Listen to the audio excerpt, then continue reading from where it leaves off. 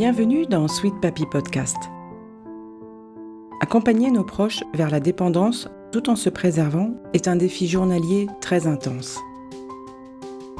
Organiser leur quotidien avec bienveillance, un challenge émotionnel et logistique. Aujourd'hui, il y a un manque cruel d'informations fiables et qui ne tiennent pas compte de la réalité. On se retrouve souvent déconcerté, isolé, face aux signaux d'alerte et aux décisions à prendre. Heureusement, 2 fois par mois dans ce podcast, vous allez pouvoir compter sur des conseils pratiques, une information claire, un soutien, en écoutant d'attachantes histoires de famille et d'aidants qui partagent leurs expériences. Installez-vous confortablement et rendez-vous maintenant dans leur intimité.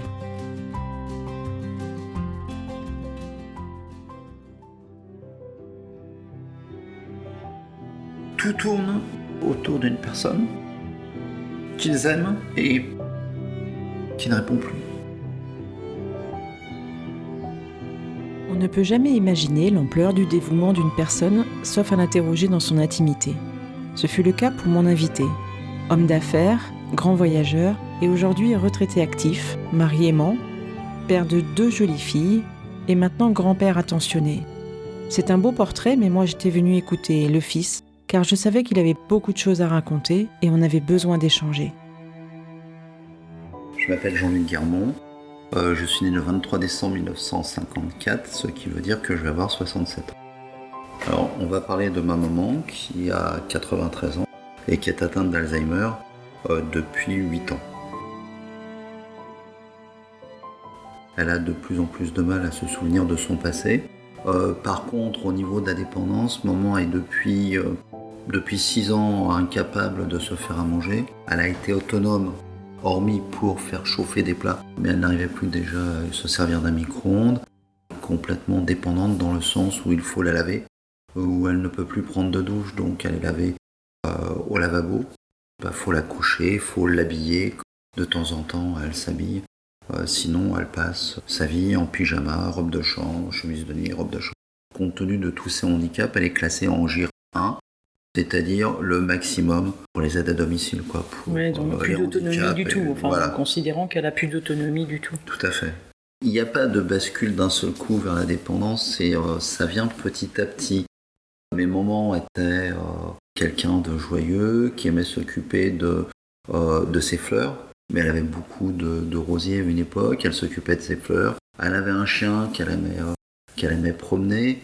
Elle rencontrait des gens, mais au fur et à mesure qu'elle a vieilli, elle n'a plus supporté les gens qui n'avaient pas d'éducation. Donc elle s'est un petit peu mise en retrait parce que lorsqu'il y avait un repas d'anciens, et qu'en face d'elle, dans un repas d'anciens, il y avait quelqu'un qui se mettait à rôter, elle ne supportait pas. Et elle s'est dit, j'ai pas besoin de vivre, de faire des repas avec des gens sans éducation, tout ça. Elle s'est renfermée. Donc elle s'est mise un petit peu en retrait, ouais. Oui. C'était plutôt par rapport à des choses comme ça. C'était pas par manque d'envie de communiquer avec les gens. Enfin, elle parlait assez facilement aux gens, plus que moi en tous les cas.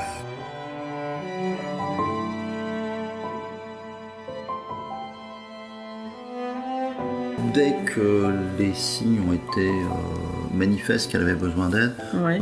Je m'en suis occupé. C'est-à-dire que ça fait 8-9 ans. Il y a des choses qui auraient dû attirer mon attention, qui n'ont pas attiré mon attention, mais on a fait un parcours Alzheimer il y a quelques années qui là, a dit, votre professeur en charge du service m'a dit, votre maman a Alzheimer. C'est une maladie qui ne se guérit pas, donc ça ne va aller qu'en empirant. Mais il y avait des signes avant-coureurs. Ne plus jouer aux cartes. Dire, jouer aux cartes, ça m'intéresse plus. Jouer au Scrabble. On jouait au Scrabble régulièrement avec maman tous les dimanches après-midi.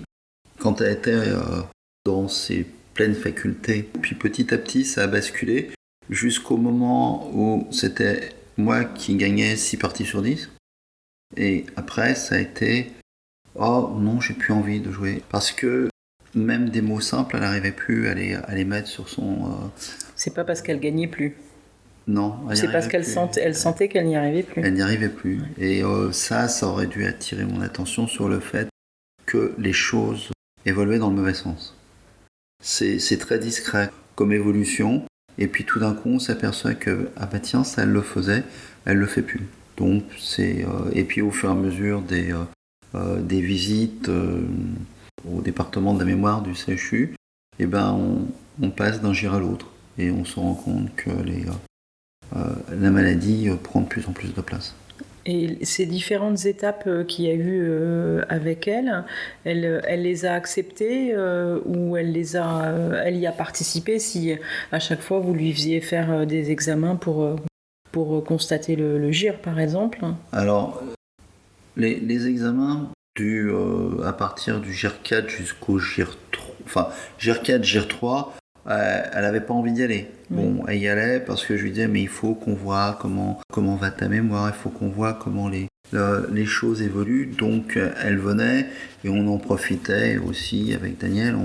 On finissait par aller au restaurant, donc il y avait une carotte quoi.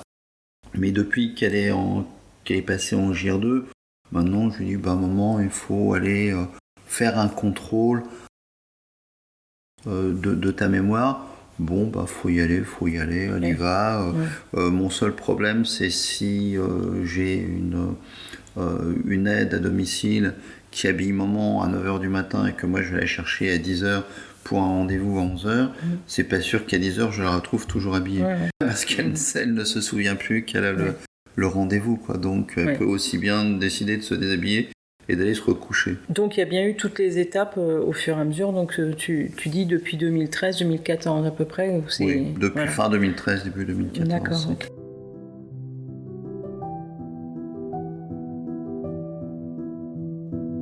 Je fais des dons à France Alzheimer et je sais qu'il y a des gens qui détruisent leur vie à s'occuper de leurs proches, les aidants familiaux. N'ont plus aucune vie quoi. Tout tourne autour d'une personne qu'ils aiment et qui ne répond plus. Et ça c'est terrible. C'est terrible. Et c'est terrible parce qu'à un moment donné, ça fait se poser des questions sur la relation de la vie malgré tout par rapport à la mort, de la vie de certains par rapport à la vie d'autres, par exemple. Est-ce qu'il faut privilégier le bien-être de maman par rapport au bien-être de mes enfants ou de mes petits-enfants? C'est une remise en question, énorme, permanente des choses qui nous entourent et des certitudes qu'on pouvait avoir.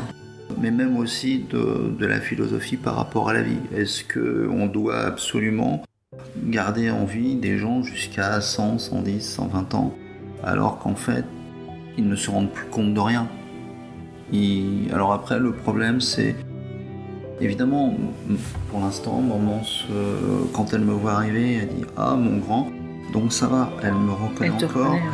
Je sais par expérience, puisqu'en fait, maman est l'un des membres d'une famille de 9 enfants. Sur les 9 enfants, il y en a 4 qui ont eu Alzheimer. Donc c'est lourd. Donc un garçon et 3 filles, et celle qui n'a pas eu Alzheimer, qui est décédée avant, sa fille qui a 75 ans a Alzheimer.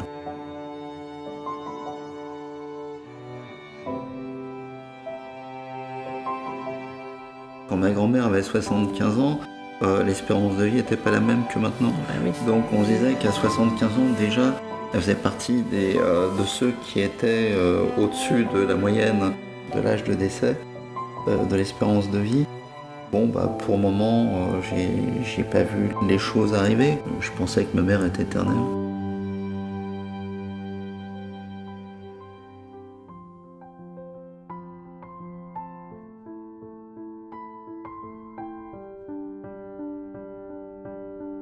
Pendant cette première partie d'entretien consacrée à sa perception de la maladie, les étapes et son rôle, nos émotions ont été crescendo.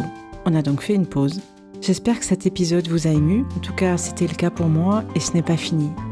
Dans le prochain épisode, nous le retrouvons avec toujours autant de délicatesse sur les thèmes de la protection mise en place pour Gisèle, sa maman, et bien d'autres conseils.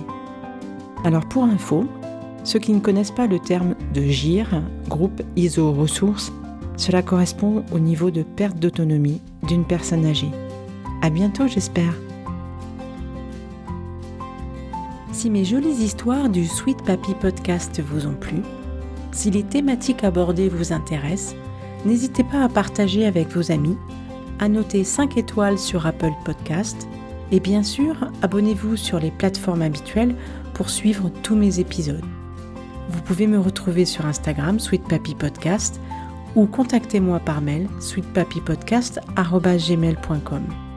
Et pour finir, un petit souvenir de l'époque relié à l'épisode du jour. À très bientôt.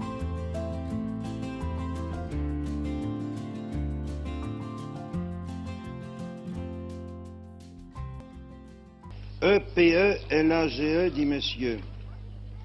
Nous avons, c'est encore avant, que diable, épelé, épéiste, épellation, mais épelage n'est pas reconnu. Ce n'était pas stupide d'ailleurs, pourquoi pas? Non, messieurs.